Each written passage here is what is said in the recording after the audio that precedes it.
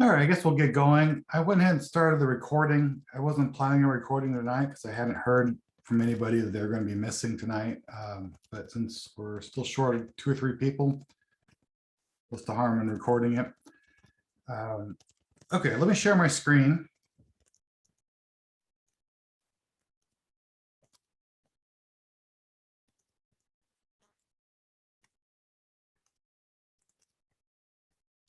All right, so we have, you should be looking at our Moodle page. Can you guys see my, the Moodle page? Yeah, good. Okay, good. Okay. All right, so this is the UP Moodle page. So just as a reminder, here we have the syllabus listed. So let's just take a quick look at that. So February 3rd, we're doing chapter 5. Remember, we decided to ignore the 10K focus. We're just going to work on the problems in the book. But tonight we're going to do chapter 5. Next week is our first exam, which brings me to my next point is everyone should be, if you click on this link, takes you to the publisher's, the book website, their Moodle. And when I go here, it looks like only 4 people have signed up. So if you haven't signed up yet for this, you're going to need to for next week for the exam. Remember, this is, if you bought the book, the code to access this is in the book. And if you haven't bought the book, you can buy access to the book and this for $65. So I'm going to need everyone to sign up for this so that next week when we do our exam, here it is. I've already set it up. Exam 1 is through chapters 1 through 5. And it's very similar. That all the questions are about a third true or false, the rest multiple choice, and within those multiple choice, a few are calculating something. 10 questions per chapter. So there's 5 chapters, so there's 50 questions. I don't think they're very hard questions. As you're studying though, they're all very similar to the questions in the back of the chapters, the ones that we're doing in class. So if you're comfortable with those questions in the back of each chapter, you'll be comfortable with the exam. Okay, does anybody have any questions on? Is it timed? Yeah, how do you guys want to do that? So we have all class period. I don't have a time set up on the exam. We can have anywhere from, we could just say it's the whole class period. I don't know. Here's what I was thinking. I was thinking maybe saying, it depends how comfortable you guys are, saying it's open book, but we have a limited time, or saying it's closed book and you have the whole class period. Does anybody have a preference? Would they rather have, I think the whole class period plus open book and open note is too much. It's too easy because you can look it up. But, so does anybody have an opinion?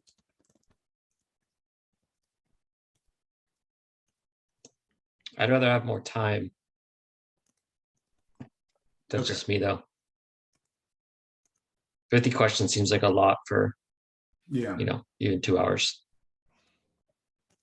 If there's any like calculating involved. Yeah, I'll tell you what, I don't think it needs to be open book. Open note is fine. Of course you guys are in your homes, so, I can't tell if you're looking at a book. So let's make the rule, no book, but open notes fine. And then, a 1 page of notes. You can have some formulas on there if you want. And we'll just say the whole class period from, 7:10 to 9:55. Okay. If I click on this on accident, is it going to open right now? On what? I'm looking at the same page you are. Oh, Like, the exam? yeah, Hey, click it, see what happens. I think I set it to not open until next week. What does it say? yeah, it says not available till Thursday the 10th. Yeah. Okay. Yeah. So, and keep in mind with all these online exams is I have a record of everything. So like in one of my other undergrad class, I do exams through Moodle. And I had one time a student not finish it and close it and that where he's supposed to and not submit it, but it looked like he did, but he didn't actually hit the last button to close it. And then he leaves and reopens it and then changes his answers. And it tracks all that. Like I know exactly when he opened it. I know exactly when he answered any questions. I know exactly when he reopened it. And I know when he changed answers. So just bear that in mind as you guys are taking these online tests. We have a lot of data. You can't hide anything with these. So next week, are we not gonna log on here and just take it on our own at 7:10? Or Why don't we log on and get going and take it from there? That's all we're doing next week's exam. But I think we should start the class anyway, just to make sure everyone is going.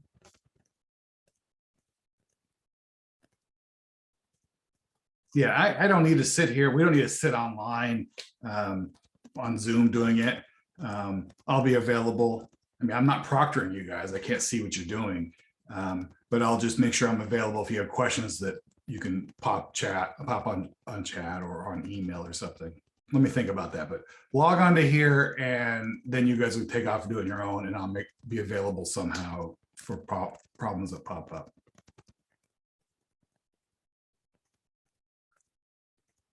Okay, so if anybody has any concerns at this point about accessing this Moodle or where we are in the class or what's going on, please sure to reach out to me before the exam. You know, if there's something we need to address before the exam, we can do it. If you bomb the exam or don't take the exam, that makes it kind of hard at that point to then work out a solution. So please reach out if there's any concerns before next Thursday. Hey, Okay. Rob. Sorry, I have a quick query. Yeah. Traveling with the men's track team on Thursday next week. We've got a competition in Seattle Friday, Saturday. I think it'll be fine to take the exam in the hotel room, but I just wanted to let you know in advance. Like, yeah, thanks. So if there's a problem in the time, you let me know and we can work something out. So if you get there and there's no internet or whatever, it's too flaky, let me know beforehand. Or if you log on at 7 and it's still not, you know, there's a problem, then that's fine. We'll figure something out. sounds good. Thank you. Okay. All right. So let's do what we did last time and do a lecture on chapter 5, and then I'll sign problems out of the back of the chapter, log off for about a half an hour, and then come back and explain how we solved them. Okay, so chapter 5. So chapter 5 is an interesting one. I mentioned at the beginning of this class is I'm not an accountant. Accounting is not my thing. This is a very accounting heavy chapter. So please bear with me.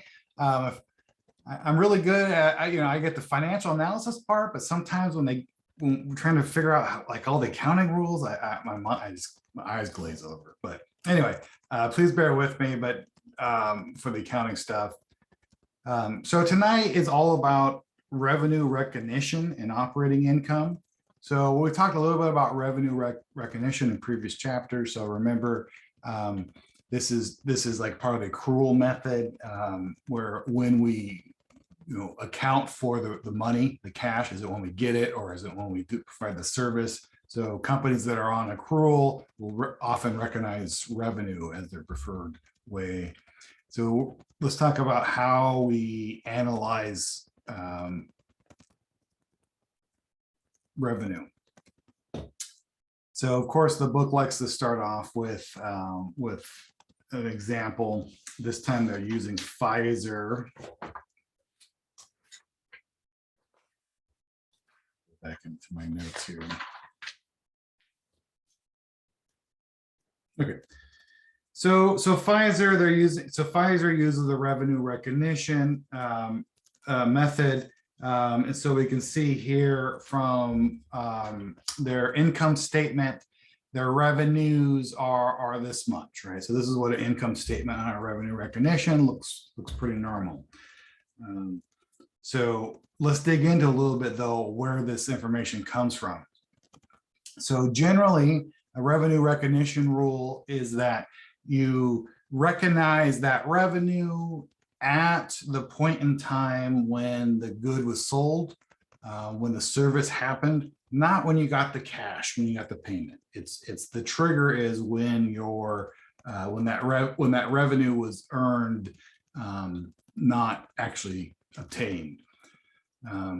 So you look at when you transfer the good or service. All right, what does that mean? Well, it could mean is when you ship it,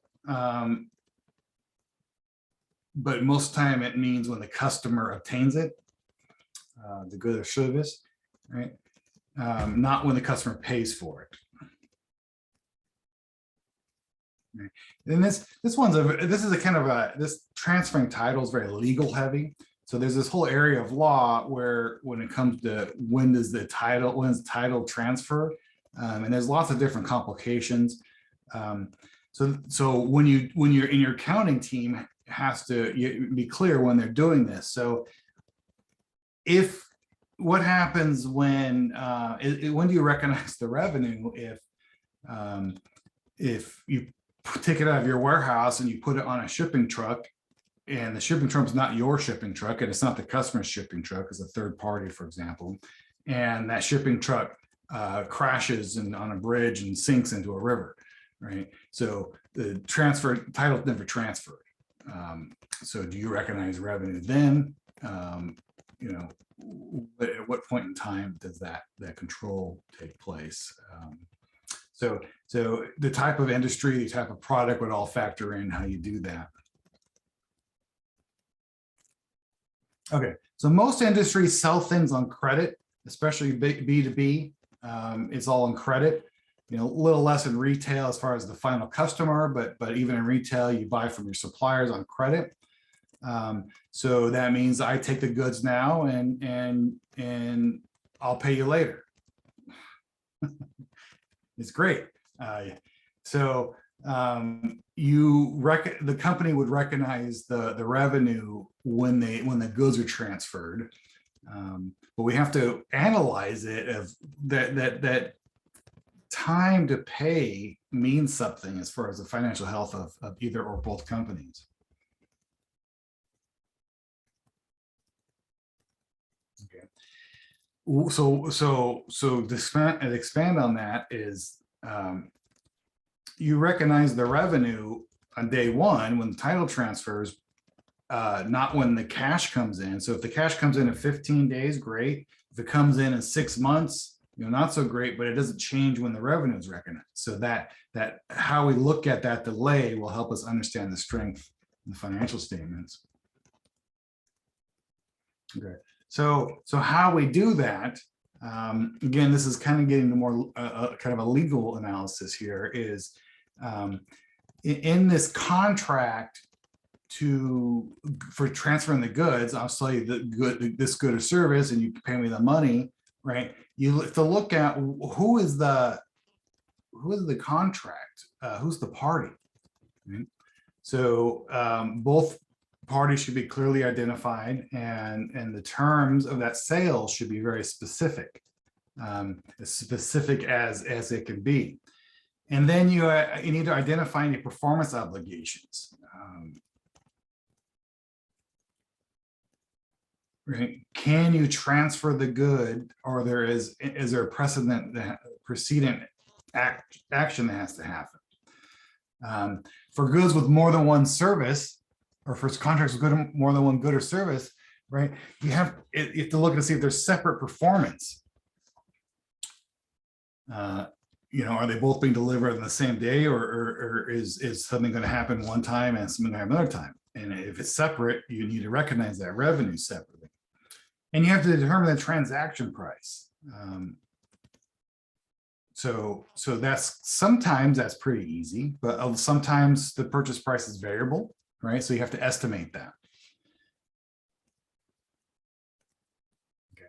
So then you have to allocate the transaction price for the performance of all obligations. So this is if there's several things going to happen, which is common, like in a services contract, somewhat common in a goods contract. There's lots of goods, but this is really more common in a service contract or when there's intangible included. So I've seen this listed all sorts of ways. Like if you acquire a business, you often will see this broken down where you'll have the total purchase price of the business you're buying, $1 million or whatever, and then you'll have it broken down where the inventory that is coming with the business is worth 500,000, and the property owned is worth 300,000, and the equipment that comes with the business, the computers, whatever, so much, and then like you'll have goodwill. For example, in a business sale that might be worth, we're estimating at 75,000 or whatever. And those have different price. You have to estimate the prices for each one. So the business is valued at $1 million, but you have to estimate what price each thing was, because each one has a different performance. Goodwill might not have the same performance as when you take the key to the building. Because goodwill is something that takes, transfers over time. If you might transfer the key of the building, so that's a specific performance, but the goodwill requires the previous owner to not trash the reputation of the business after they transfer or whatever. So identifying the value of each service or good and when those what constitutes performance is critical. And then you recognize that revenue when each performance obligation is satisfied. So it can get quite complex. I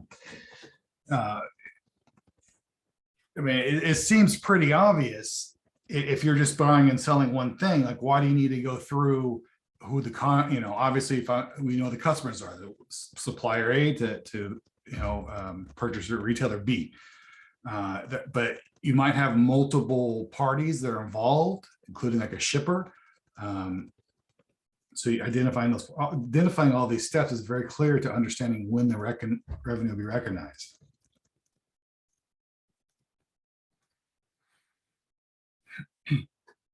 So then, once you know when the revenue is going to be recognized, you have this other problem of you sell the jeans to the retailer, and the retailer then takes a bunch of returns back and returns it back. Well, you recognize that revenue at the point in time you transfer the control of your jeans to the retailer. How do you account for the fact that you might be getting some back in return?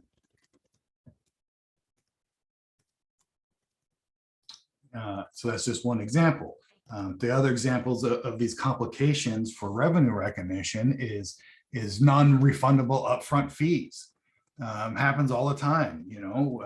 We're going to set, especially like in services, like you're buying an account for a SaaS product, and it's going to be 10,000 a month or whatever, but they will want 100,000 up front to do the setup and to buy server time and all the different little things. So when you recognize that non-refundable upfront fee, can be a complication.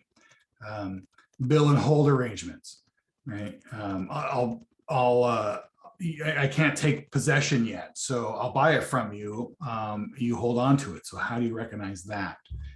Consignment sales, right? Well, that's actually pretty simple. When you can tell when it's a consignment sale, it's not always so clear, but essentially a consignment sale is when I'm going to earn, one party's earning a profit on that sale, even though that person earning the profit never has ownership, never has title to whatever. They get a commission. So they get that commission at the time the goods are sold. Salesperson gets the commission at the time that party A transfers title to party B. Okay, licenses, another interesting one.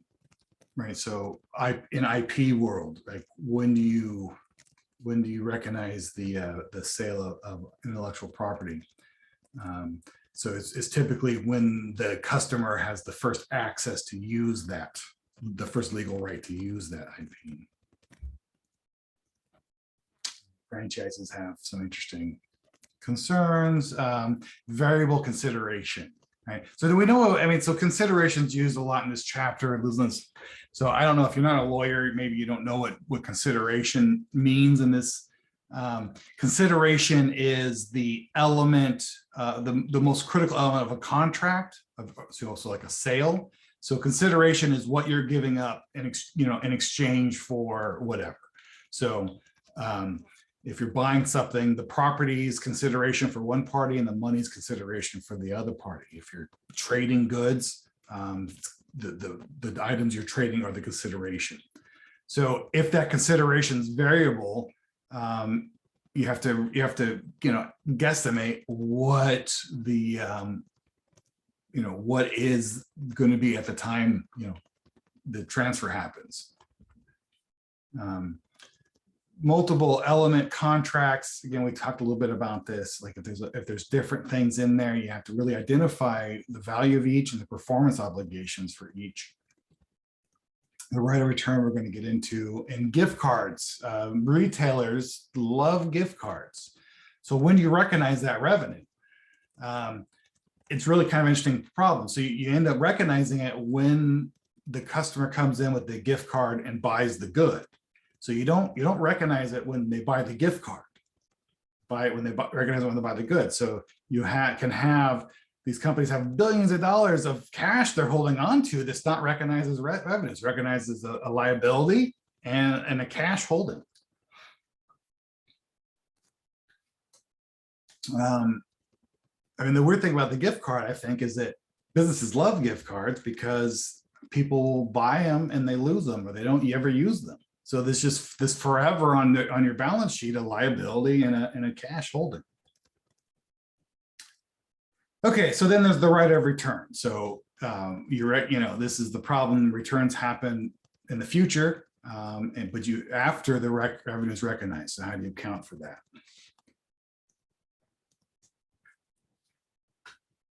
Okay, so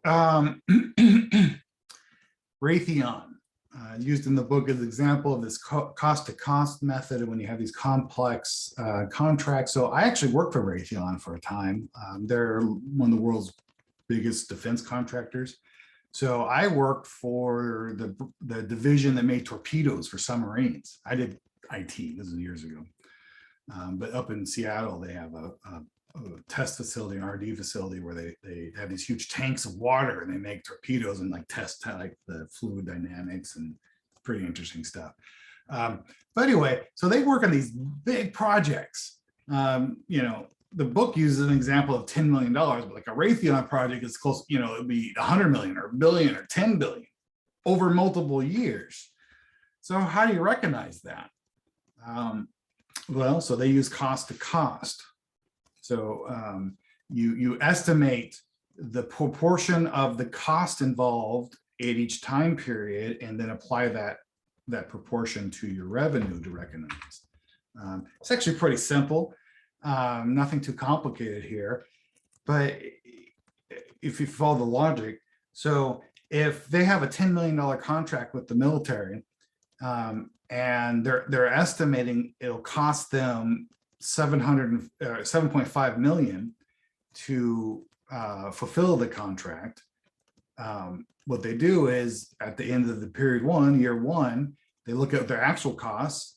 They spent 4.5 million researching, building, whatever, and divide that by their estimated total cost of 7.5, and they're at 60% of their cost has been, and then they take that 60% and apply it to their expected revenue, which is 10 million, and then you have your year one recognize 6 million in revenue. So that represents the 4.5 in cost plus a proportion of that profit. that they're expecting. So this is what it looks like on a balance sheet and income statement.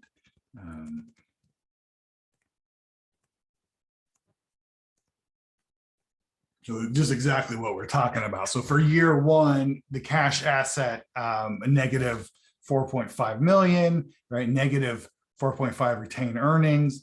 But then accounts receivable, they recognize at revenue, right? We figured out, you know, the expense is the 4.5 million. And then they figured out with the cost to cost that their revenue is 6 million. So that's why a year one recognized revenue is 6 million. It's an estimate. Why they have to balance it out at 4.5 going down, right? And then year two, the same thing.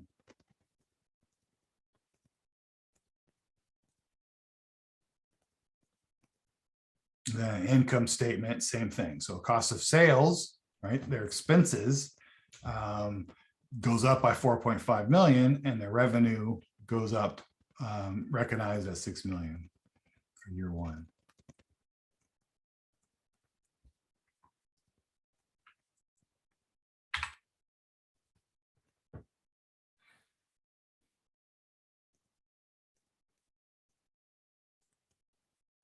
All right, and yeah, so this is just again what it's showing here. So using this way of estimating revenue, they're essentially accounting for their costs and then the expected profit. The footnote is interesting. It's showing how timing. So depending on how the contract's set up, you would have normally you would have on a 10 million contract that's supposed to take 2 years. You would have typically triggers for payments. So we hit this milestone or this time period, you get a payment, but it's not always that way. So this is explaining that different types of contracts, the timing on payments might be different. But again, it doesn't matter because we're not recognizing when we receive the money. We're recognizing when we've earned that money. And so in this type of contract, we're using the expenses we're paying as that criteria for earning.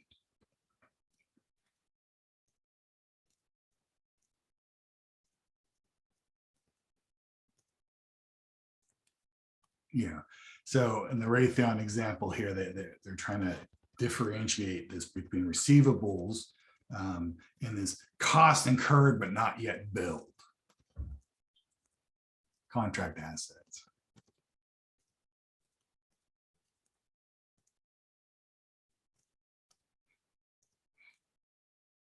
All right. So I mean, does the logic fall through why that's a contract? Why it's an asset, right? Because it's an expense, it's a cost, but that cost is has yet to be billed, right? So that's will be when it is spent, it'll then be recognized, trigger the revenue recognition.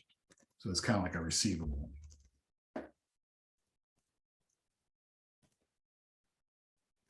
Okay, and I don't know why the book has this stuff in here.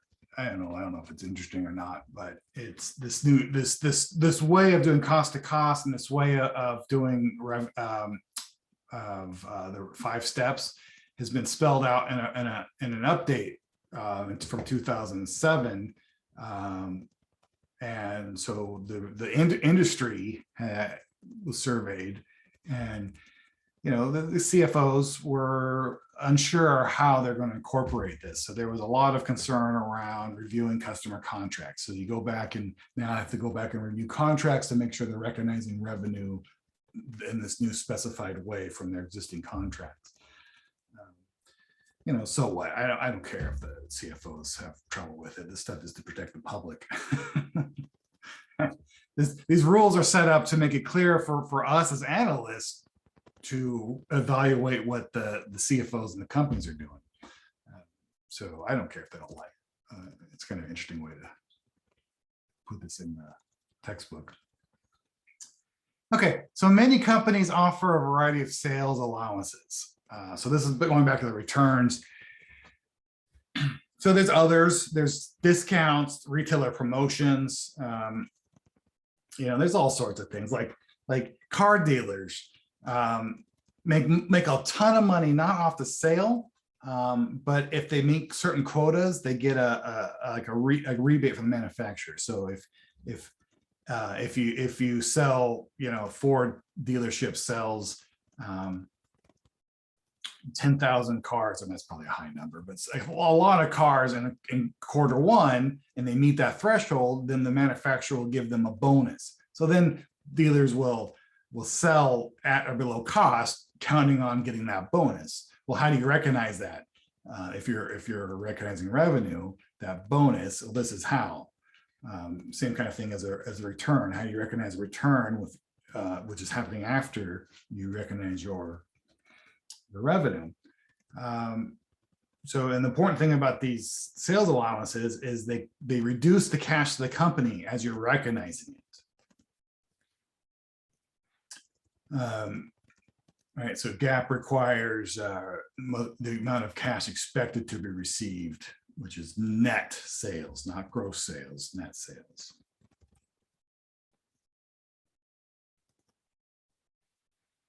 So this example is using Levi Strauss, great example from the book, because a lot of returns, clothing. So what they're doing is they're recognizing revenue based on their estimates of the revenue, right? I'm selling $1 million of the clothing, and when that transfers, you're recognizing that revenue. But they know historically that they'll get 3% return. So in order to account for that, is they don't lower their recognized revenue at the time. They account for it as an allowance for sales returns at the time they recognize the revenue. So their expected 3% return based on historical data. What they do is they take this 130, I don't know what this is, million, and of their revenue, and they take 3% of that, and then they set aside on the books this allowance for sales return of 390. And then they also down here have to recognize the fact that their COGS, the cost to acquire the jeans, was 80, right? So that they have to apply that 3% there and credit that. And they do the same thing on the income statement.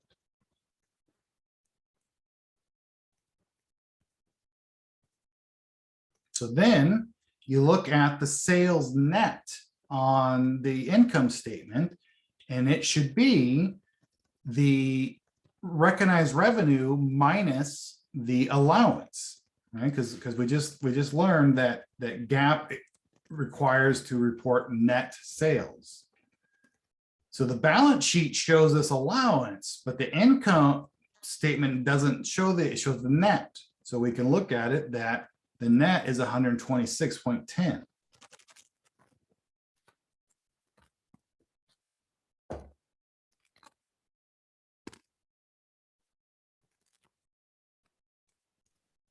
Oh, Professor, just a second. I had a doubt about the 3%, what you're saying, like sales return.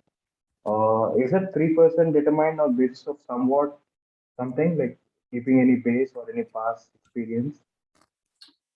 Say that one more time. I'm going to turn my speakers up. Couldn't quite make out all the words. I think my speaker's too quiet. Okay. Am I audible now? Yeah, go ahead. Yeah. So you're saying about the sales returns, right? That 3%. Mhm. Is that 3% depend upon something, or is it from the past experience you're saying? Yeah. 3%? Yeah, this is from the company. This is their experience, and we'll Okay. actually get to that a little bit in a second of what that means. Okay. So, I mean, they could pull it out of thin air. A company like Levi Strauss, though, or big retailer, they have lots of data from past experience, and they'll try to base it on, and that should be in the notes of the financial statement of where they base it on. But yeah, it's supposed to be historical. It's supposed to be a real number. Okay. Based on something. Okay. Good. Got it. And how you would, as an analyst, how you would look at that is you would know your industry. And if Levi Strauss is reporting 3% returns, but another company industry, expects 10% returns, you look at, well, what's wrong? You know, which one is right? Which one's wrong? Or is Levi just way underestimating the returns? Okay. So, so then you have to reconcile your allowances. So this is how this process works. It's kind of interesting. So starting at this 2016, they had a return allowance budgeted at 34,000, and then during the year they had 195,000 added to that, and then 193 deducted from that, right? And then they ended up with a new balance of 36,000, which carries over to year two. And the same thing, right? So they add the sales and deduct the returns, and they end up with this allowance balance of 47,000, and then carries it over. So that balance for the allowance balance is a running total year after year, and to account for the actual sales. So that's what these deductions are. But then what's the additions? That's the company reallocating the expected returns for that year.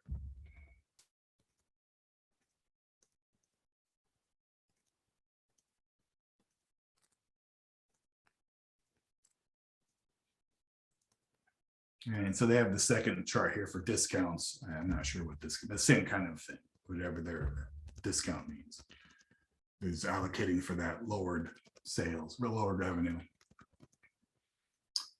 Okay, so the three metrics to analyze sales allowance. All right, so the additions charged to gross sales, right? You measure the income statement, reveals the effects of pricing pressure, right? Expect the percentage of sales allowances to gross sales to increase, right? So you need, you know, the expected percentage of sales to gross sales to increase. That's what we're expecting, right? So if that's not happening, so you know, if that sales allowance number is not keeping in line period with your gross sales, like what's going on there, you need to dig deeper into that. The allowance as a percentage of gross sales, another metric we can look at, and adequacy, the allowed allowance amount, right? So where's that number coming from? Is it enough? Is it based on anything real?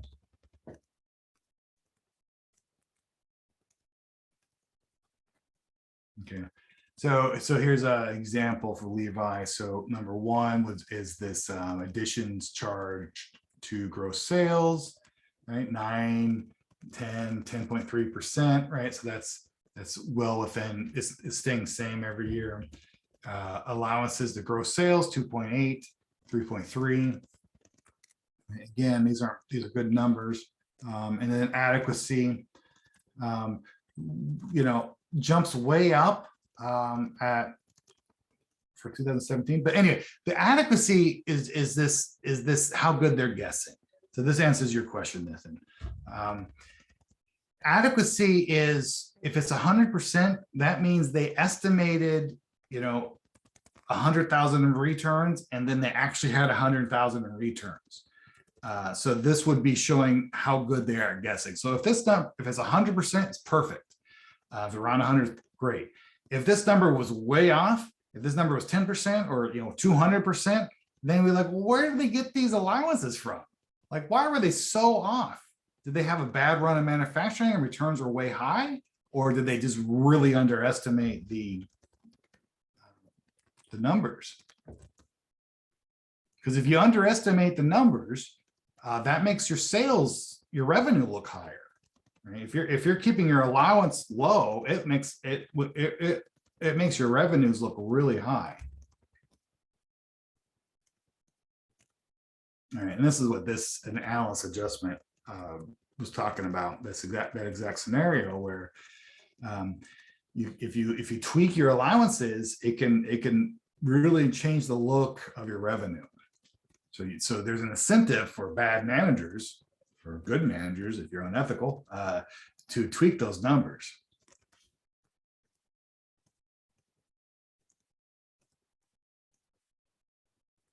Okay. So, and this is talking about how you can tweak the number, how you can adjust to make sure nothing's been tweaked. So if you sum up the additions charged over gross sales for the time period, you can come up with an average rate. And then you can apply that rate over the year and see where you come up with. So this would you know, it's averaging out to make sure the numbers are consistent year to year.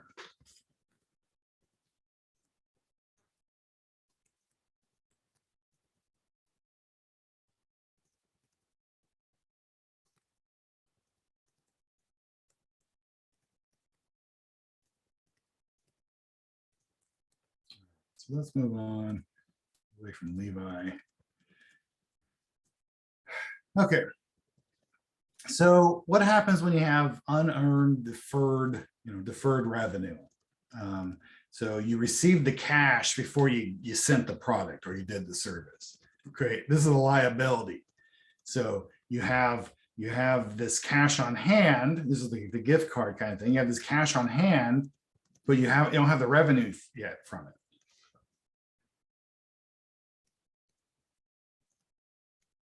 Right? And you can't recognize that revenue until you perform the service or deliver the good. So they use Lowe's for this. So some examples from Lowe's are like they have professional services. So you buy carpet from Lowe's and then you can have it installed. And the installation, Lowe's will take the money when you set up the installation, but the installation actually happens to a subcontractor at some point later.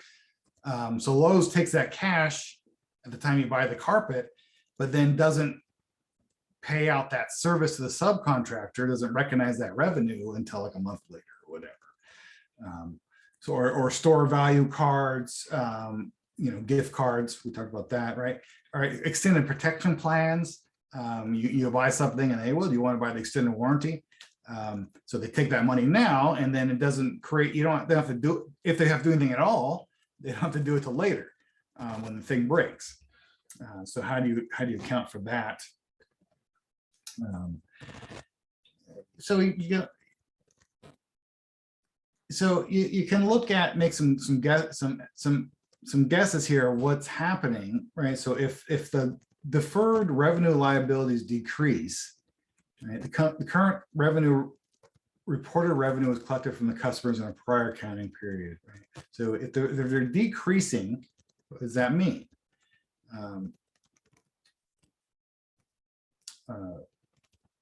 Hopefully what it means is that you're performing the goods and service.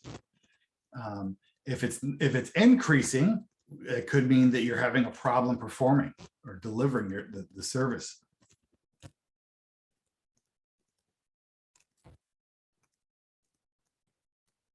So you account for that on the Lowe's line. You're right. You have your deferred revenue recognized. They had started off for year 2018. They had 803 millions and deferred revenue. They collected service plan, and in that year, they then collected.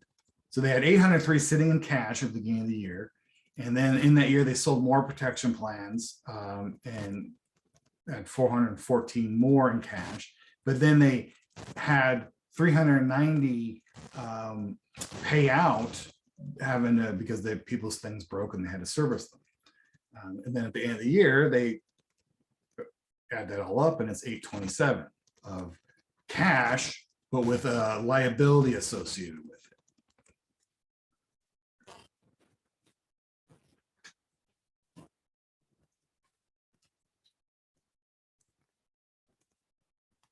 Okay, foreign currency effects. Another really interesting one. So if you're a multinational company, you're dealing with local currencies all over the world. So what happens though is that if the exchange rate's fluctuating all the time, So if you have a bunch of revenue in China or, a foreign country, and you need to bring it to the US, if the US dollar weakens, that affects your revenue when you're doing the conversion. And so why do we care? Well, because if you have subsidiaries, you have to consolidate your financial statement, and anything you own 100%, or if you have non-controlling interest, you have to consolidate it. So if the dollar is weakening, if you take in cash in a different currency, and in that time before you recognize it, the dollar weakens, you're going to recognize a higher dollar amount. Because the dollar is weaker, so that currency it's a favorable. What's it called when you switch currency from one to another? It's a favorable transaction. If the dollar strengthens, then you could buy less dollars with the yen or whatever you're converting. So you have to account for this. It can throw off the numbers. Just because the currency is weakening or strengthening. So like they use this Pfizer example. Pfizer makes it says 53% of their total revenue was outside the US. So here, the problem with this foreign currency exchange is that it can lead to some really wacky numbers depending on what the exchange rates are, and it's not reoccurring. If the dollar takes a dive, a company could recognize a ton of money this period, but that doesn't indicate anything for the future, because next year the dollar could strengthen. So it's a non-reoccurring issue.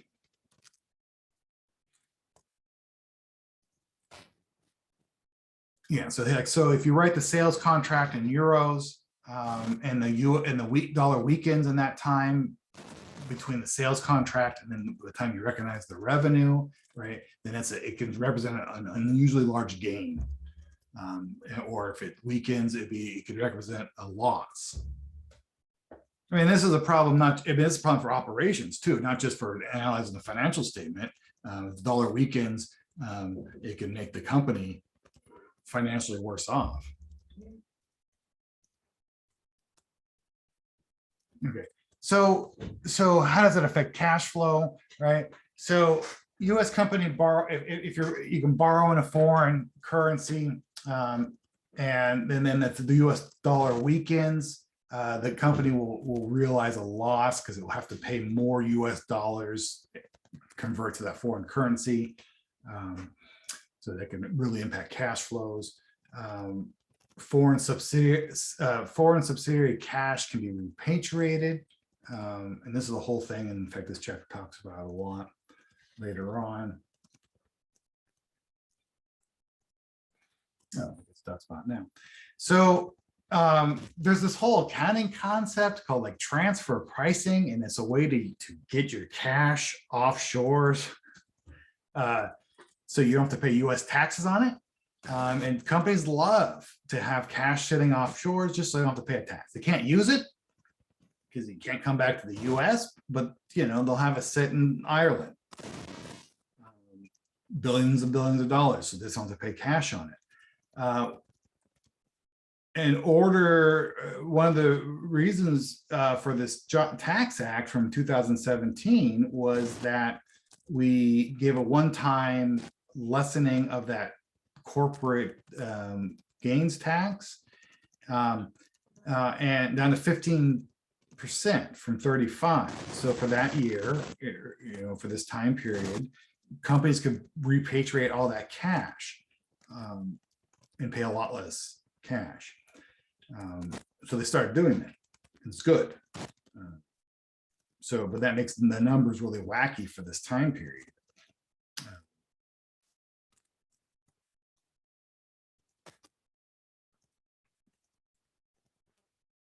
Yeah, so the book is making this big point to say that like for Pfizer, use an example, but just in general, the number, because of that repatriation of cash and some other weird tax things during this period, The numbers from 2016 and 2019 on most financial statements don't really mean anything for future growth. And you have to isolate those effects to figure out what's going on.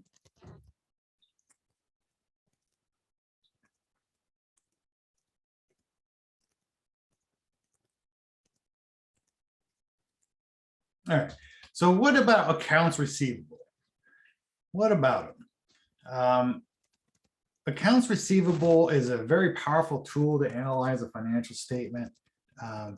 And we can look at, since we're recognizing that revenue when the transaction happens, but not when you get the cash, the length of time it takes to get that cash speaks volumes to the health of the company or its future value.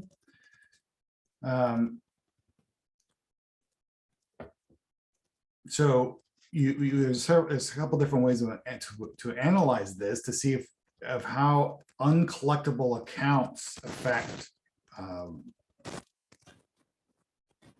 financial statements.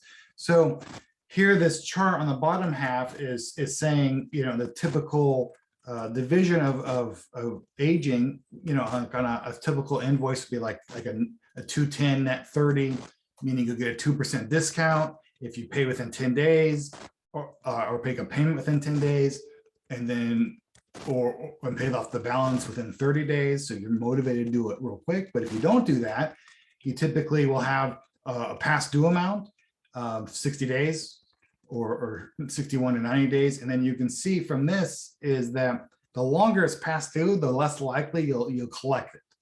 And at a certain point, it's going to be uncollectible. So how do you account for that? So on the financial statement, on the balance sheet, you would have non-cash assets, right? Because it's not a cash asset. It is an asset. You're expecting it has value. You're expecting this money, but it's not cash yet. 100,000, earned capital 100,000. But then you have to account, just like the returns, you have to account for the fact that some of it's going to be uncollectible. So based on historical data, based on your experiences with uncollectible data, this is what this chart before was saying is this company on average can't collect 8% of anything past due. So you have an allowance. Establish an allowance on your balance sheet. In this case, $2,900, probably millions. An allowance for uncollectible.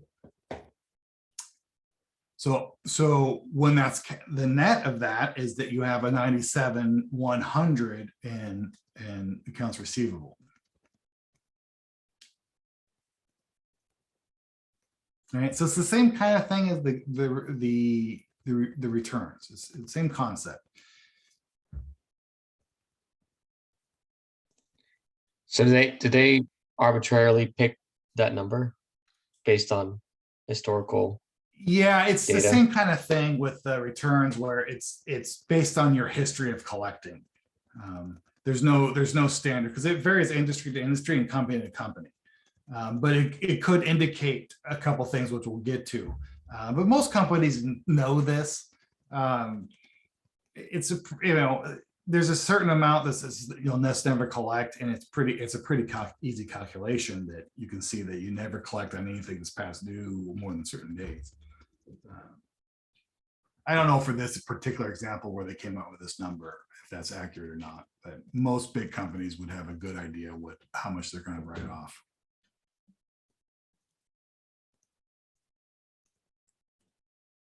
All right.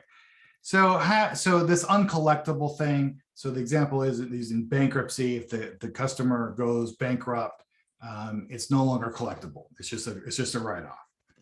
So then, how do you account for that? It's in that allowance you did. So you add 500 to your allowance, and you remove 500 from your accounts receivable.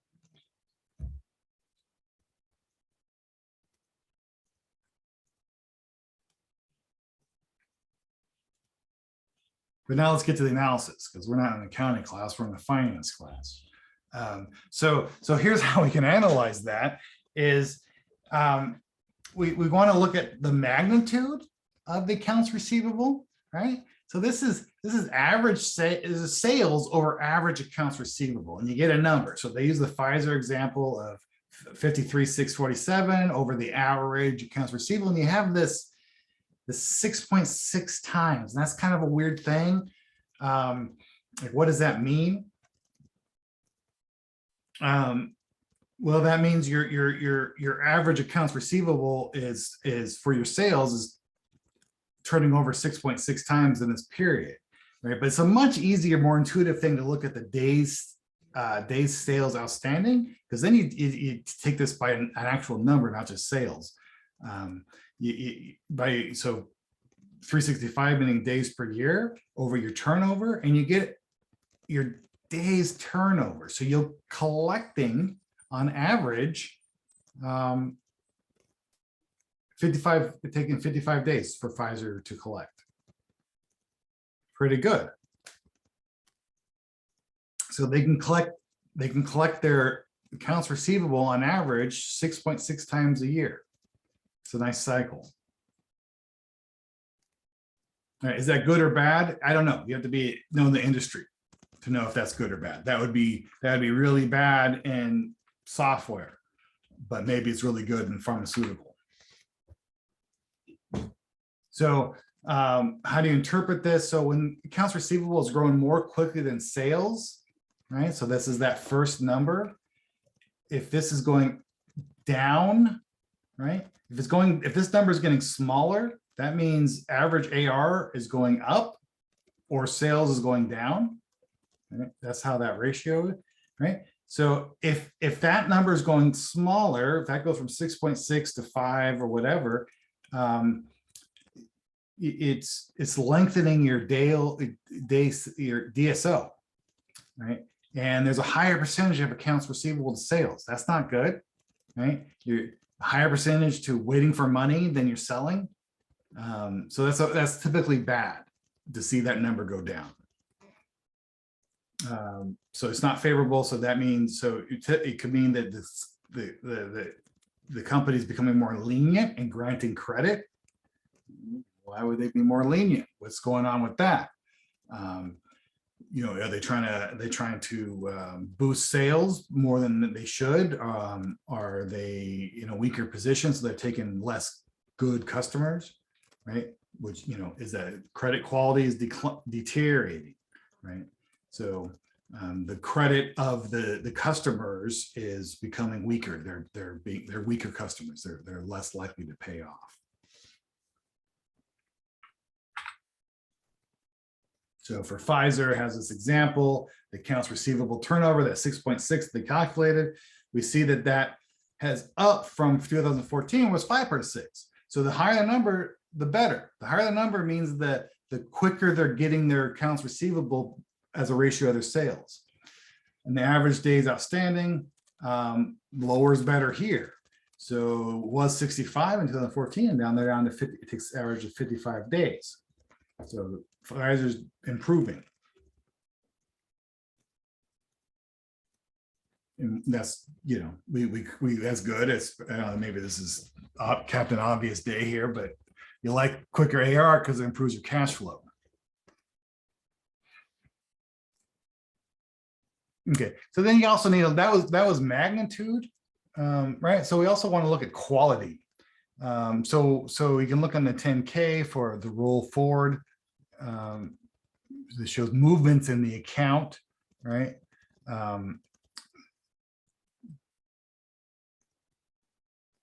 So we're going to be looking at, in this case, what are we looking at here?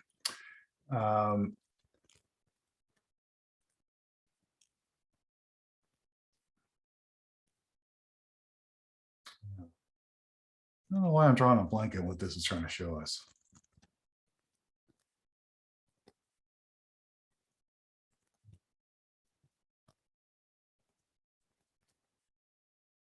Yeah, so starting with the beginning period and it's additions chart. Oh, yeah. Okay.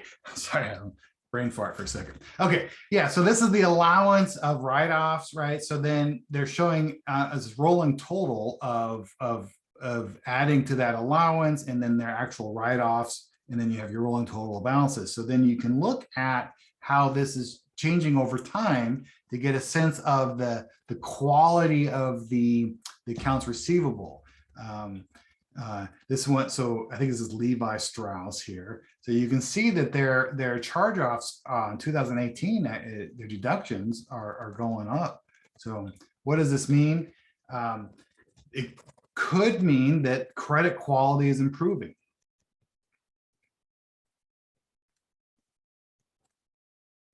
So what does that mean? Why would they be changing, not increasing the allowance for their charge-offs? Why are they not doing that? Why is the down here 1.84 versus 2.6? Why is their allowance for AR uncollectibles? Why aren't they increasing it? Well, it could mean that they have confidence in their customers. So they're not accounting for more write-offs because they are expecting less write-offs. It's also a ratio, right? So the write-offs could remain the same, but if accounts receivable goes up, that number gets smaller automatically, right?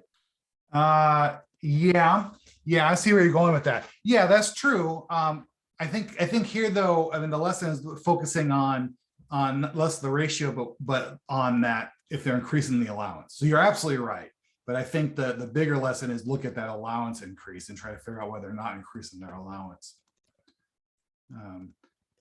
So the negative side, if they're not increasing their allowance, is that they're trying to fudge the numbers a little bit, trying to make it look like they're more profitable by not increasing the allowance. Because if you increase the allowance, the higher the allowance, the less profitable, the less account receivable looks like you have. When you say allowance, we talked about previously when accounts receivables don't pay, right? Yeah. Okay. Up. Yeah. Let me just feel like we're being sidetracked here. Yeah, absolutely right. So the allowance being they have 100,000 in accounts receivable, and they have to make an allowance for the balance sheet of how much they're expecting to be written off, which is based on historical numbers that they're expecting this amount 2,900 to be written off, and they can't collect it. So they put on the balance sheet, they put that 2,900 on there. Right? Got it. And as their periods are going through, they reconcile what they actually can't have to write off, and that decreases this amount. And then every period accounting period, they have to then increase that allowance. So they don't, they have this allowance every period.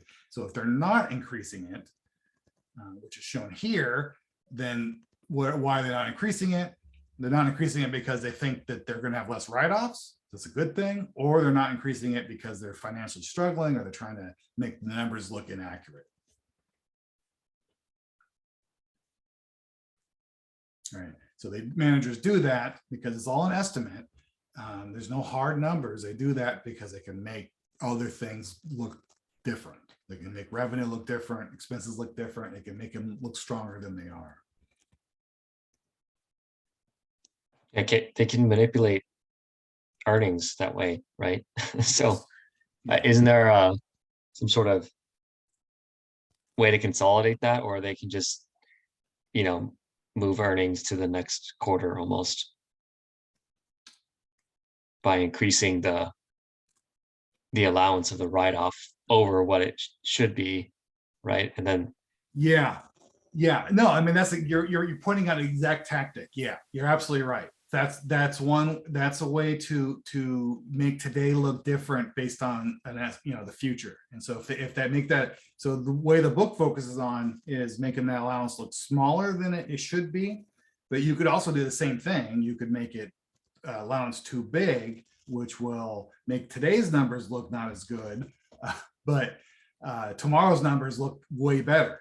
Why would you do that? Well, if you're coming as a new CEO, you might want to look like your predecessor looks bad and you look really good.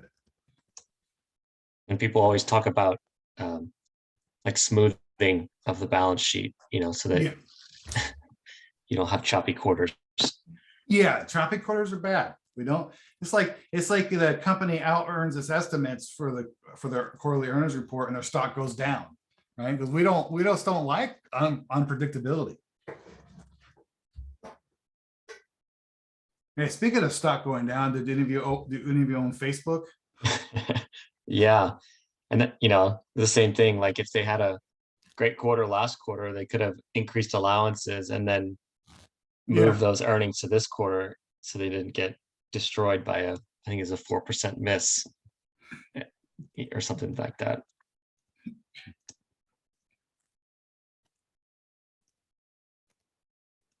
Okay, so let's get away from all the formulas and ratios. Hard to do on a 8 o'clock on a Thursday night. Let's just get back to the more basic stuff. So we have standard deductions that we can do from our income. Remember, we're talking about revenue recognition, so we have to understand what we're deducting from that recognition. So we can, standard deduction is our cost of sales, our SG&A, this the cost of doing business as far as like hiring administrative staff and executives, keeping the lights on. Research and development expense, amortization of intangible assets, right? So, the standard accounting rules apply to this stuff as far as depreciation, how you depreciate every year. Restructuring charges, provision for taxes on income, and we'll get to that, and discontinued operations, and then income attributed to non-controlling interest. So you have to account for that. So remember, if you have a controlling interest in a subsidiary, then you account for that on your financial statements. But if you have a non-controlling interest, when you consolidate, it's not typically accounted for. So you have to account for that when you're doing your analysis. So, but we're not going to talk about that one much, but let's talk about research and development. So like for the Pfizer example, Pfizer does a lot of research and development. So research and development is going to be the salaries and benefits for those employees that do research development, the supplies they need, licensing fees, third-party payments, right? Laboratory and other equipment, property and buildings can be used as research facilities. So the property and equipment, right, that is going to be capitalized and depreciated as usual, even if it's for research and development. And we can look at research and development across industries. So like a lot of industries don't do much, like chemicals, machinery. Semiconductor has a lot, like here locally, Intel has huge research and development budgets.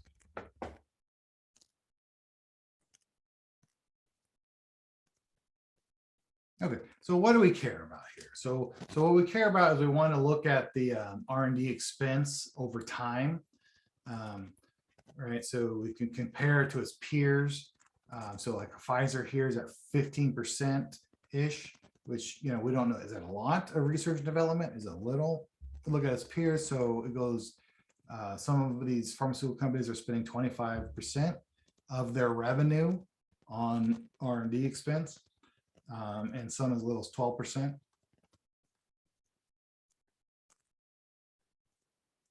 So if you're analyzing a financial statement, you're trying to figure out the future, right? So R&D is that expense is a huge part of that. So knowing what they're spending their R&D on to know what their new products in the pipeline are, and if they're commercially feasible, because that will affect revenue tomorrow.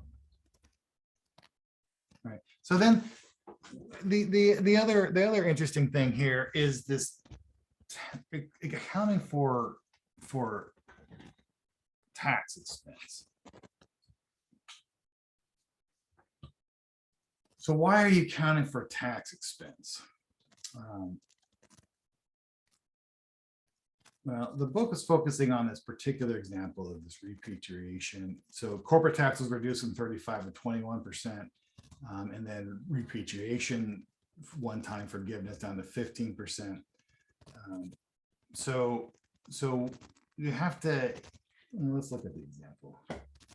figure out how to explain that, but the example shows it really nicely here. So if you're looking at the financial statements, look at this wacky 2017. Their tax benefit was a negative, or their tax expense was a negative 9,000. So a negative expense is a benefit because of all that benefit that year.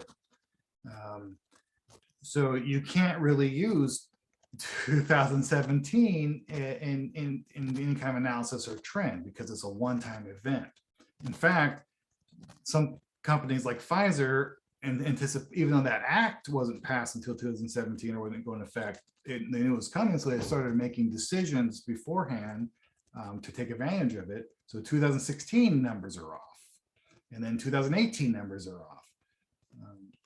So we have to adjust for that and account for that tax expense.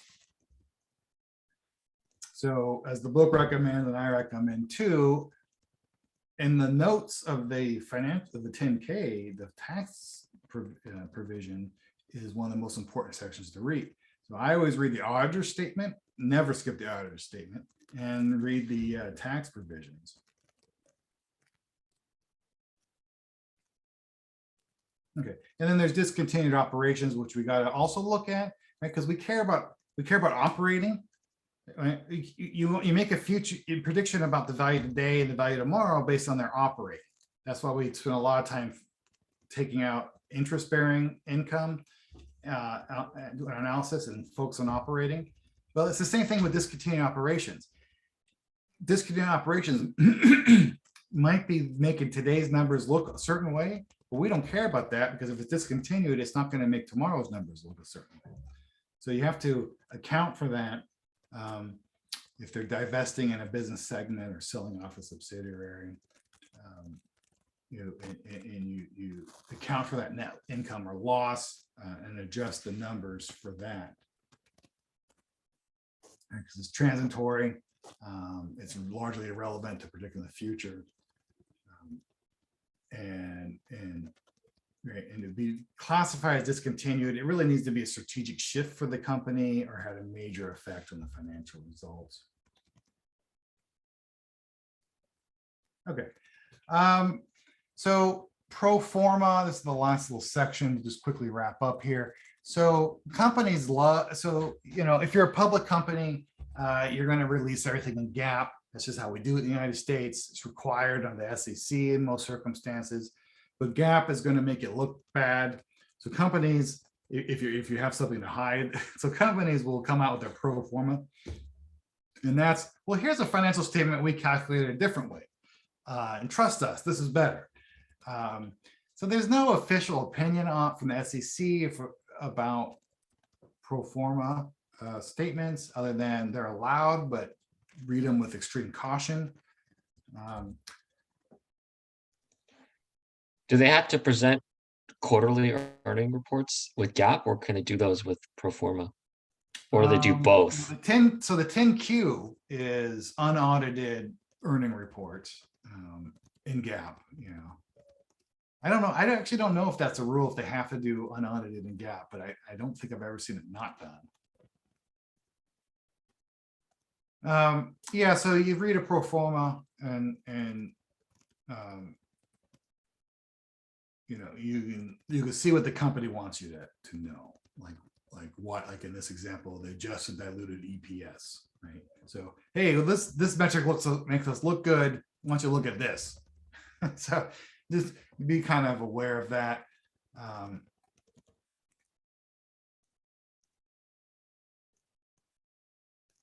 Yeah. So just as a restate summary here, so always look at the external audit report and note that deviation from boilerplate. And I think I gave an example when we looked at a financial statement a few weeks ago. In my particular company, we have an auditor's note every year that we deviate from GAAP in one particular area of our balance sheet.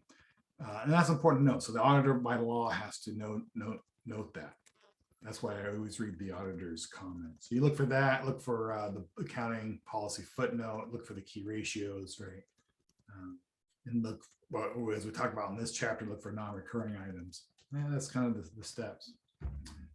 Okay, well, that took longer than I was expecting. I hope it made sense. I know I kind of got a little loopy there, a couple slides.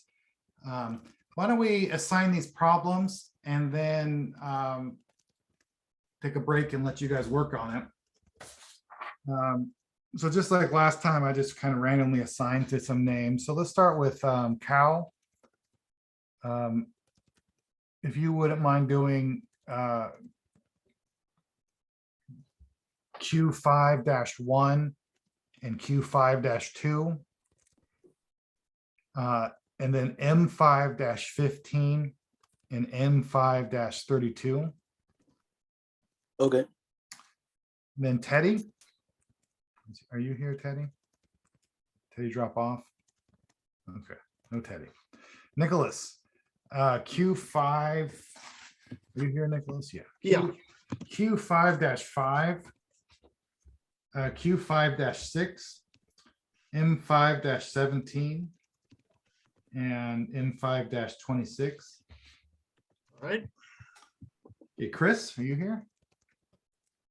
Oh, did we lose Chris too?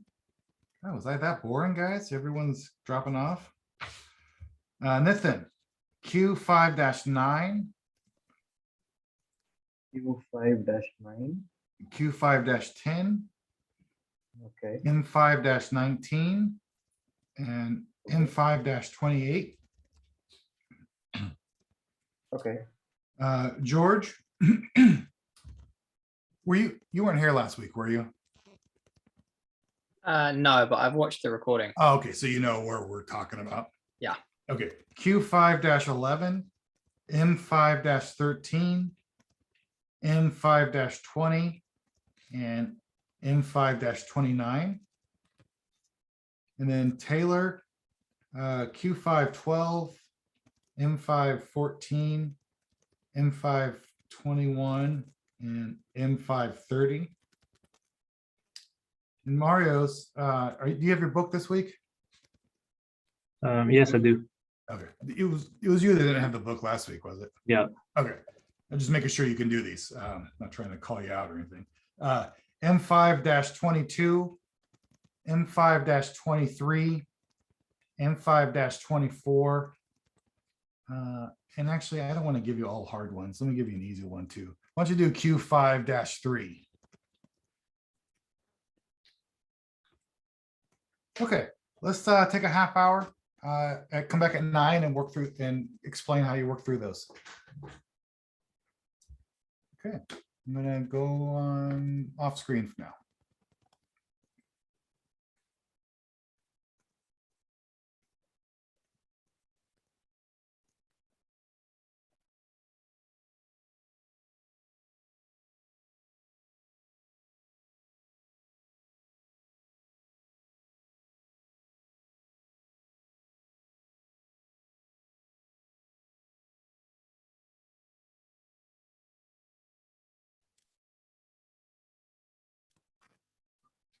All right. We reconvene.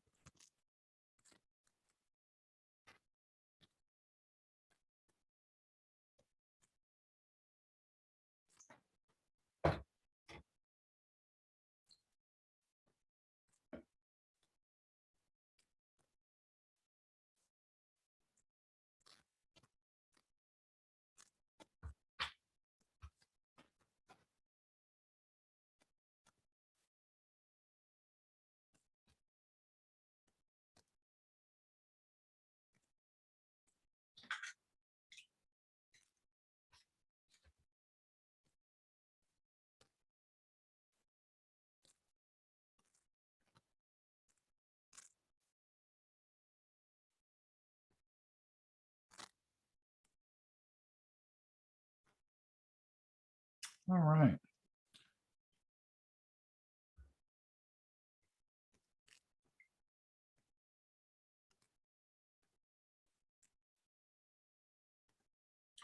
Let's just give it another minute. It looks like maybe we lost George. I don't know if he's going to rejoin.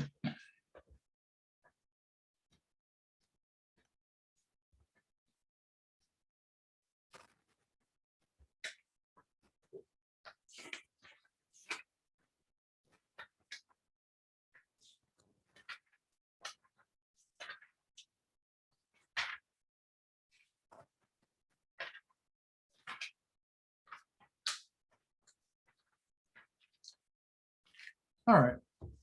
Well, let's just get going. So let's start with you, Cal. I think you had Q5, 1 and 2. Okay, sounds good. So the first question I got was, what is the performance obligation and how is it related to the revenue recognition? So this are usually like long-term contracts that obligate the company to some sort of future performance. And then the revenue is recognized when that performance is satisfied. Yep, that sounds right to me. And then the second question I got was, explain how management can shift income from one period into another by using the allowance for uncollectible accounts. So this is when the bad debts expense is recorded in the income statement when the allowance for uncollectible accounts is increased. Yeah, Um, yeah, and it could be for returns or discounts too. Any several different allowances that allow for that, but you're absolutely right. Okay, N515. And for N515, see. Well, that was a big one, wasn't it? Yeah, this one I had to read it like multiple times to understand what was going on. So basically, I just had to match each company to the way they recognize revenue.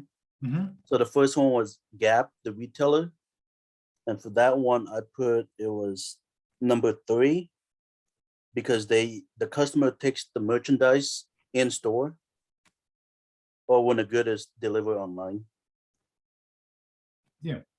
And then for the second one, I put it's a they develop, manufacture, and market pharmaceutical products, and it sells its drugs, many of which have regulated expiry dates.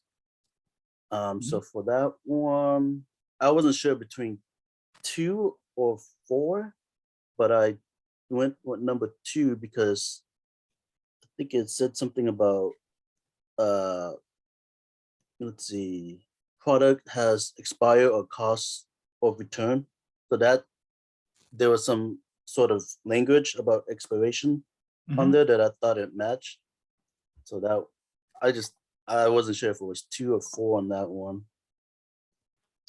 Yeah, I don't have the answers for these mini exercises, but that makes sense to me. I think your reasoning is right.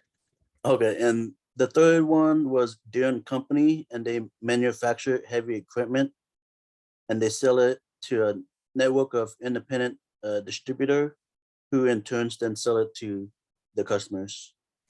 So for that one, yeah, so I put that one as number 4 because the company established allowance for products returned uncollectible and a reserve for anticipating warranty costs. Mhm. So I assume the heavy equipment, some comes with warranty costs because those are, Yeah, more expensive items. yeah, I agree with that. And then number 5 is Bank of America, and they lend money to individuals and corporations. For that one, I put it was the 5th one, Mhm. because they fulfill the obligation over time. Oh, sorry about that. My dogs are barking. Hold on one second. Let me let them out.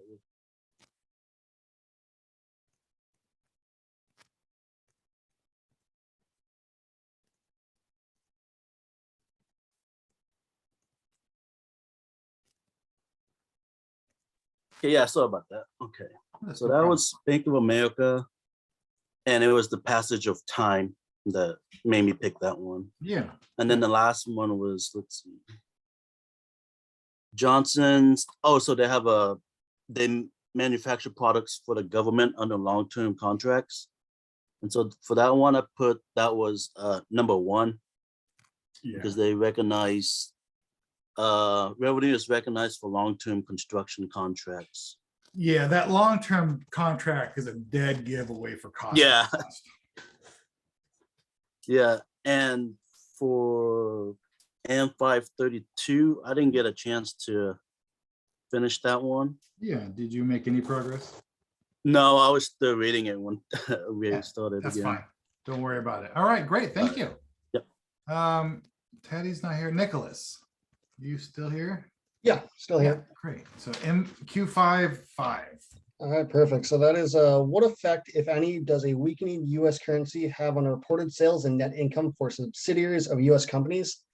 For this one, I took it in a way of looking at it with like foreign currency. I'm not sure if that was the correct way, but I remember us talking about foreign currency, so I figured that's what the question was asking. Mhm. And looking at it from that way, it would increase reported sales and net income. Yes, that's right. So if the US dollar is weakening against a foreign currency and the sales were in the foreign currency, it would report higher sales and the income. So I think you're right. Yeah. Okay, it's number 6. And that's explain why analysts might remove foreign currency exchange gains or losses when analyzing revenue and expenses for the year. Yeah. I said that accounting for foreign exchange gains or losses will either inflate or deflate the actual numbers. Yeah, and then more specifically, they are not, it's not repeatable. It's transitory. So the exchange rate fluctuations are not consistent through time. So you want to adjust for those and remove them if possible. Perfect. Okay, and then 17. 17. So that's ModCloth Inc. offers an unconditional return policy. Normally expects 2% of sales at retail selling prices to be returned before the return period ends. Assuming ModCloth records total sales of 100 million for the current period, what amount of net sales should record for this period? The way I calculated that was I just took 2% of 100 million, which is 200,000, and just subtract that from the 100 million and got 9.8 million. Yeah. So that's right. So, and how would that look on the balance sheet? Be for and that's being recorded as their revenue. Yeah, so it would be, yeah, exactly. 10 million for revenue and then an allowance of the, 2 million or whatever it was. And that's how you get the net. So they don't report net of 10 million. They report the full, or the 8 million or whatever it is. I crossed some numbers here. So on the balance sheet, it'll have that allowance, but then the net is exactly what you're saying. Perfect. Okay, did you get to 26? Yeah. So that is a true or false. A reduction of deferred revenue account can be interpreted as a leading indicator of lower future revenue. So I said true. Essentially, if the deferred revenue account has decreased, less cash is coming in from customers and less revenue will be recognized in the future.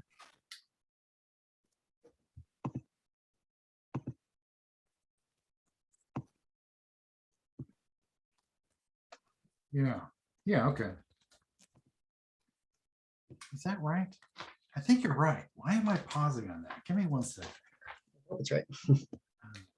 I think that was right.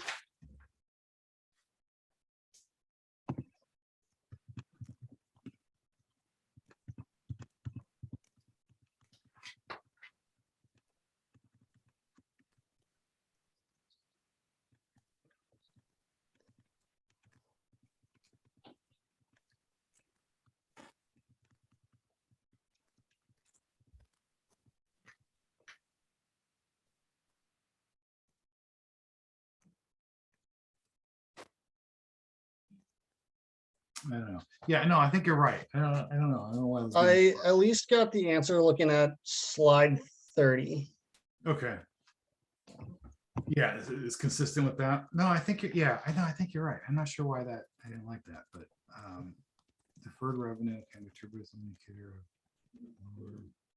Is a deferred revenue, do they account it for, it's prepaid something, it's a prepaid product or service, right? Do they count the Yeah. revenue in that quarter, or do they account it in the quarter in which? The account in quarter the service happens. So it's a liability until it's recorded as a revenue. So like a gift card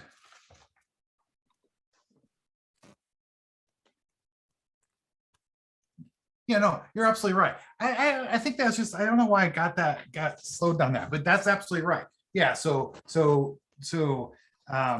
it's, it's deferred revenue is they're holding onto that cash and they recognize as a liability until it can be recognized as revenue. So if that is going down, then they have less revenue, waiting in the wings to be booked.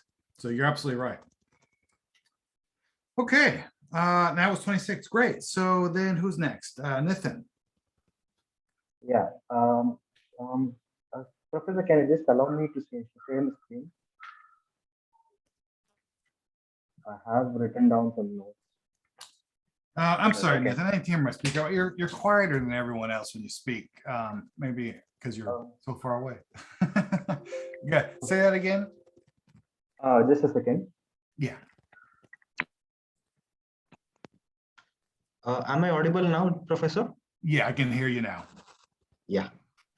I guess that was a problem with the earphones. I have removed it. Good. All right. So Can, you had could you just 5-9. allow me to share my screen? I have Okay. some notes written down. Sure. Oh, I'm sorry. I need to allow you, Yeah. I think. So okay, try it now.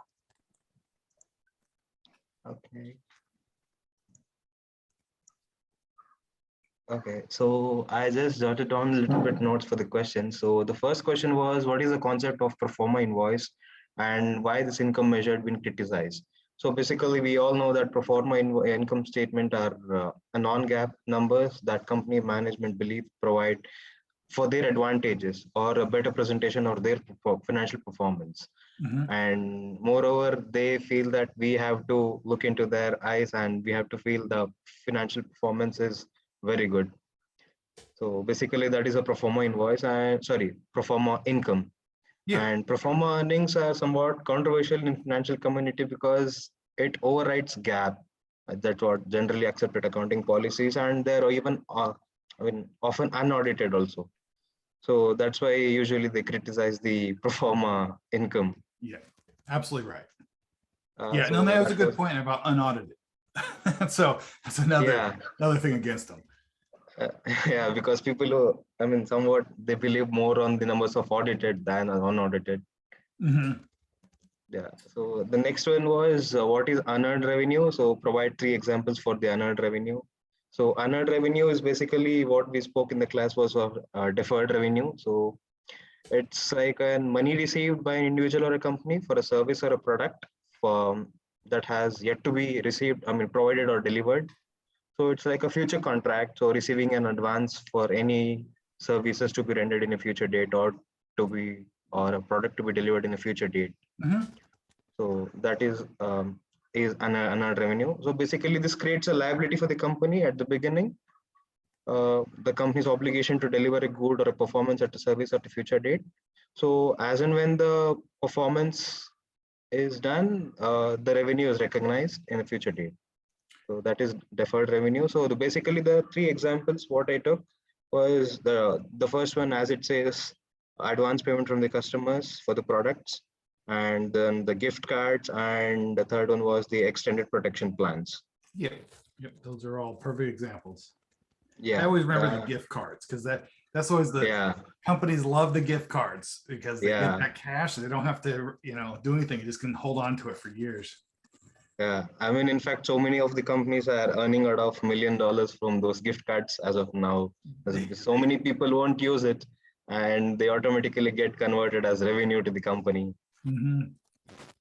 So that was the thing. Then the next one was M519. So basically there was a board meeting and of the Bismarck Corp. So he wanted to know what actually is uncollectible accounts. So the mainly uncollectible accounts are many companies offer the customers a variety of sales allowances like sales returns and discounts and retail promotions, etc. So these allowances are very important for the company to maintain. So because they have to show a exact amount of revenues or the account receivables. So that's the reason they have to maintain an allowance account. Yeah. So for Would the they have presentation to? purpose. Would they have to maintain an allowance account if they were doing cash accounting and not accrual? No, it is actually basically for accrual accounting, right? So cash accounting doesn't account for any allowances. Yeah, in the cash accounting, you would just book it every time there's a cash transaction. Yeah, so you're I absolutely mean, right. actually, the point was at the last because accrual accounting recognizes revenue when it is earned and expenses when they're incurred. So I Mhm. was actually about to say that when the last point had to come. Good, good. Yeah, so the next one was what the balance sheet presentation of account receivable is intended to show. So basically, GAAP requires to report the sales revenue or the net amount the company expects to receive. That's basically the previous point. The previous question, what Nicholas was discussing, that gross revenue less your allowances, then your net income. So that's basically the presentation is required in the balance sheet. And even for account receivables, the uncollectible accounts will be deducted from your account receivable, and the net account receivables have been disclosed in the balance sheet asset side. All right, yeah. Then how accrual accounting affects the presentation of account receivables, like we discussed that accrual accounting recognizes revenue when it is earned and expenses when they are incurred. And so basically, the company measures that so and so percentage of account uncollectible account receivables can happen. So that much of percentage is reduced from the account receivable, and then it is disclosed. So this is basically the prudence concept. That's what accrual concept, what we say. And when it comes to cash, directly we account as cash received. That's it. So this is the major difference between your accrual and cash accounting. Yep. That's how it affects the accounts receivables. Yep. All right. Yeah, that That was was all 19. Yeah, and moreover, like when it comes for accrual and cash accounting basis, there is a timing difference for the tax liability also, because in accrual you record on a prudence concept, and in cash received. So income varies in both the accounting. Yep. So that was the one. And the last question was for the true or false. There are a few questions which I had to answer. The first one was amortization expense is a non-cash expense like depreciation, except it applies for the intangible assets. So that I actually gave it true because amortization is just like a depreciation. So depreciation, usually we use it for a fixed assets, but amortization, we use it for intangible assets. Yep. I agree with So that. that was a true for my side. And income attributable to non-controlling interest is an expense item that reduces net income. So actually true. So when we were talking about the over here, so income attributable to non-controllable interest. So it is an deduction from your net income. Mhm. And the third one was discontinued operations related to any segment of the business.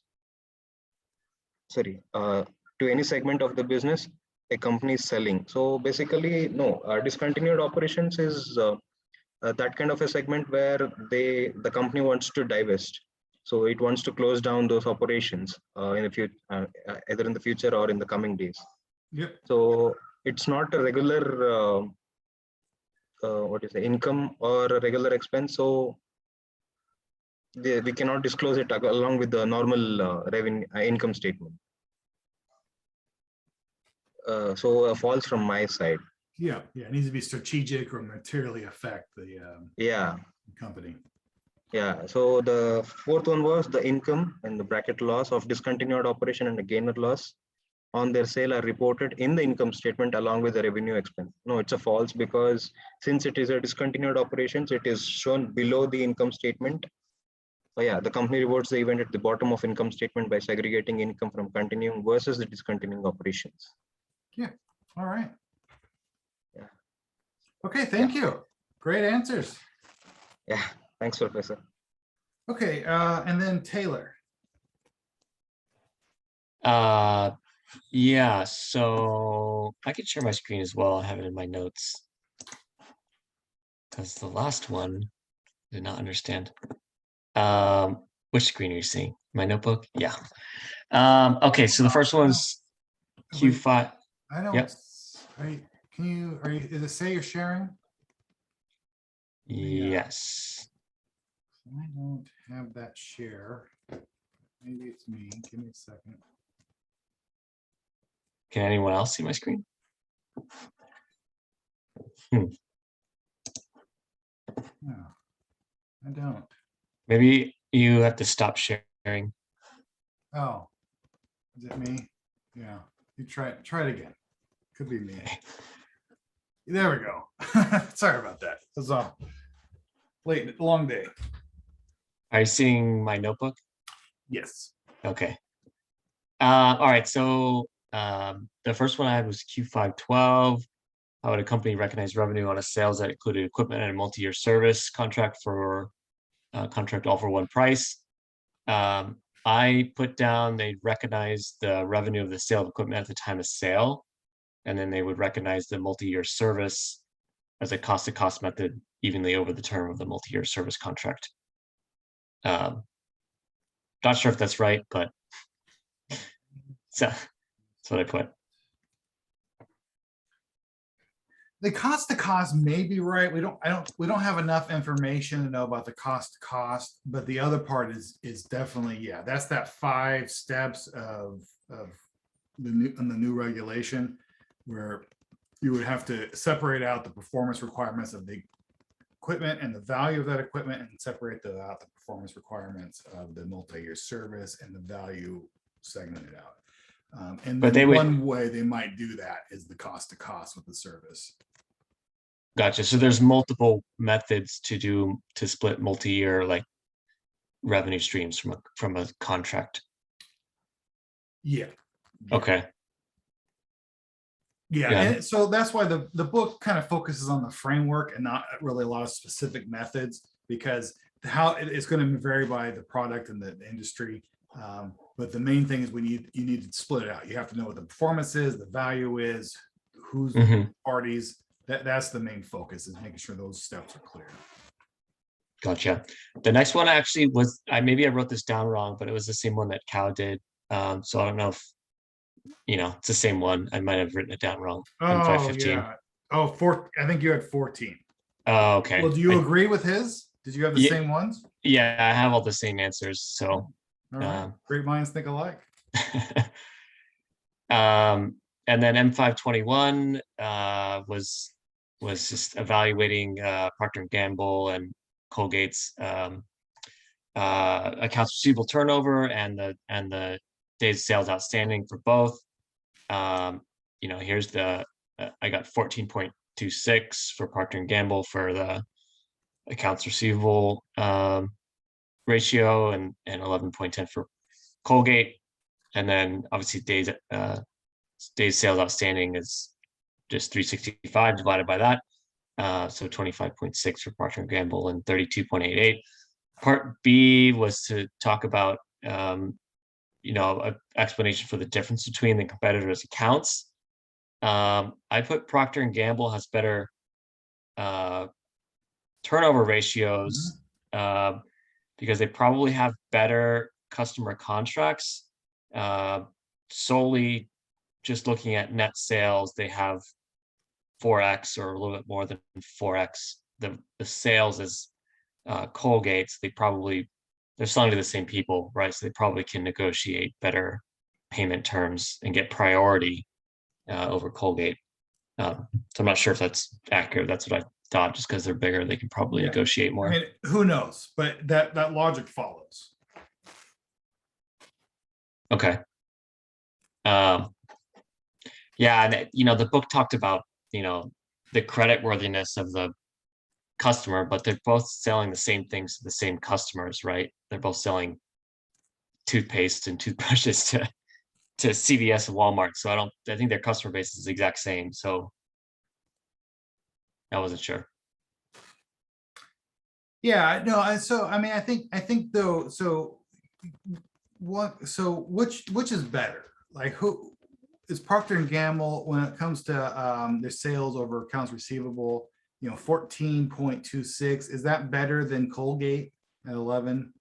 Yes, because then it relates to lower days of sales outstanding. Basically, they can turn over. And you did more. accounts receivable, you did 2018 plus 2017 divided by 2. I did not. Okay, so it needs to be average for Okay. that ratio. So that might be a little bit off. But we can look at, so is that ratio, what's that telling us? It's telling us that how quickly they're recovering money compared to their sales. So a higher number is better, definitely. And then you look at the DSO, and Colgate is, with these numbers, interestingly, doing much better. No, I'm sorry, Procter & Gamble is doing much better. They're recovering their AR every 25 days. Yep. So I don't know Yeah, and why. if you average the two, it's not much different for the ratio changes slightly, but it's still Procter & Gamble's way better. I didn't average the two, but it wouldn't have made much of a difference. Slight difference, but Yeah, so I mean, you won't have to do this on the test, identify and discuss a potential. You'll just have to figure out the ratios and maybe answer like a multiple choice of why it could be. is the test all multiple choice? It's about a third true or false, maybe a little more than a third, and the rest multiple choice, with some of those multiple choice being do a calculation. And Okay. some being just, pick from the four choices. Gotcha. Okay. And then Go ahead. the last one, I was not quite sure because I could not find how they measure some of these in the books. And maybe some of the accounting background people can help me out. Basically, discontinued operations problem. They had two businesses, Garden Fresh Gourmet and Bolt House Farms. They were selling. Garden Fresh they sold in the third quarter, and then Bolt House Farms, they have a definitive agreement to sell before the end of July. So to me, that seems like it was not recorded in the 9 months ending April 28th, because they would record it in the quarter that it actually the deal actually closes. So a lot of this is a little bit was hard for me to figure out because I don't have accounting background. But part one was Campbell Super report Bolt House unit has discontinued operations in the quarter in which the unit is formally sold. Sorry. Which one are they going to report for the Bolt House transaction? I had two, meaning they would report Bolt House as discontinued operations in the April 28th income statement, even though it had not formally been sold. I don't think that's right. They would report it in the quarter when it sells. Yes. Yeah, they would. Yeah, don't worry about this one. This one's too complicated for this tonight. But you're on the right track of what you're doing. So you're looking at when they're going to report, when the performance happened, and then you're looking at the net sales or loss. I think you're doing your analysis right. But I probably the last part of this was confusing because looking at the breakout of the discontinued operations, how do you tell what business was included or not included? Because none of these numbers match, so it was a little confusing for me to determine what was actually in there, just from this, 4 lines of the statement. On page 532, they break it out. I don't really want to I don't like the discontinued operation stuff. I don't think I have a question on the test for it. It's really kind of a weird thing to focus so much because it's kind of rare. So I don't know. I don't really want to get into it. Reread 532. Sounds good. I'm afraid that if I try to explain it, I'm going to get it wrong and just confuse you guys more. Okay, so that's that. So then let's do Mario's. All right. I had the Q53. Why do companies allow sales returns? I said customer loyalty and to increase profits. It attracts more consumers to buy products that otherwise they wouldn't buy. And how does this business practice affect reported revenue? Sales returns is subtracted from revenue, so it has an opposite effect on net income.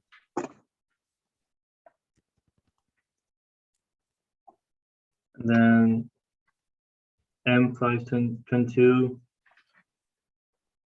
for A, it asks if there was an increase or a decrease in the net sales, and I just added the percentages, and it's an increase of 18%. And how much of this change is attributable to volume? Volume is 8% versus the price, which is minus 7%. Then for the B, foreign exchange rates had a 12% effect on the net sales growth. And it asks how what we can infer about the relative strength of the US during the period. I think we can infer that the US dollar was weakening during that period, right? Yeah, why do you think that? I think you're right, but why?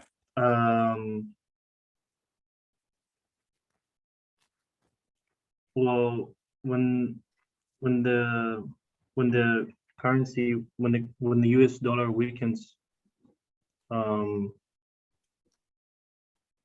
the companies realize that the foreign currency, which results in a gain in the transaction, right? Yep. Yeah. Yeah, I mean, currency exchange is always difficult, but just remember when the US dollar weakens, you get more dollars for the equivalent amount of foreign currency. Okay.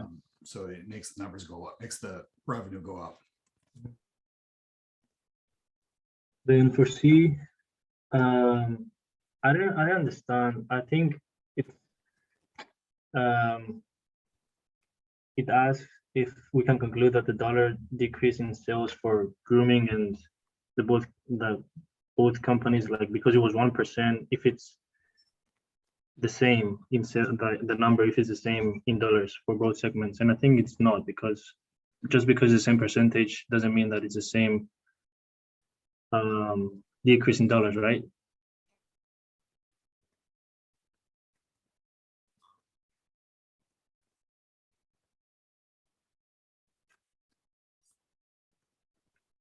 Yeah, no, you're right. You're right. We can't. Your thoughts were right on. So we can't conclude that. Yeah. Yeah. Okay. Okay. M523. About Hamilton Company.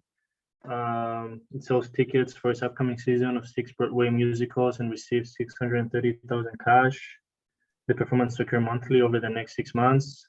When should Hamilton record revenue? I said when it recognizes that it should recognize revenue when customers obtain the tickets, when the company transfers the good, like, right? When it sells the tickets.